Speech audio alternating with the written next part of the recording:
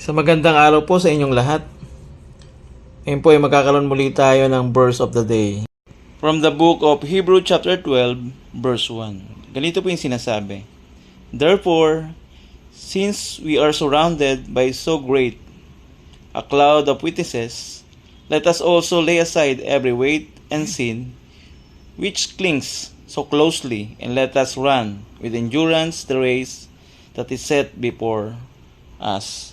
Salamat sa salita ng Panginoon. Dito sa talatang ito ay pinapaalam bilang babala ang kalagayan sa paligid ng maraming saksi na kung ito'y takbuhan, isipin mong nasa isang track and field place ka na maraming nanonood sa iyo. Ganyan yung maraming saksi.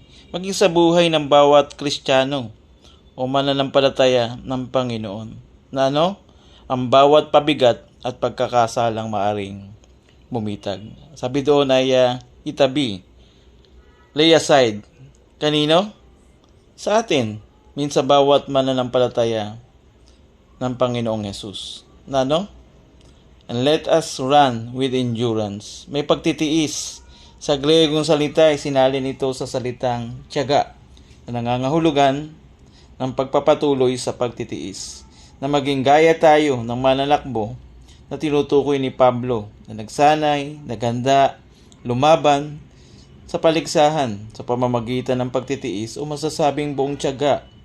May kahirapan man, ngunit ito'y nagawa niya upang mangyari ang inaasam. Ngunit ang tiyaga, hindi ito makakamit sa madaling panahon. Kaya maraming hindi makapagpatuloy dahil walang tiyaga.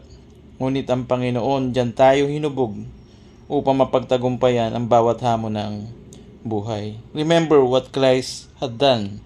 Kung hindi siya nagdusa at nagtiis doon sa krus, kawawa ang ating kalagayan. Kaya may pagtitiis. Sabi doon, the race that is set before us. Upang magpatuloy tayo na magtiis dahil sa huling panahon, may gantimpala ang magtitiis hanggang wakas. O masasabing heroes of faith. Ito yung mga mananampalataya ng tiyaga itinaglay nila. Kaya tumingin ka, tumuon ka sa Panginoon upang ikay makapagpatuloy na may tiyaga sa tulong at pagsama ni Kristo. Nawa po, patuloy po tayo magpatuloy na mayroong pagtitiis.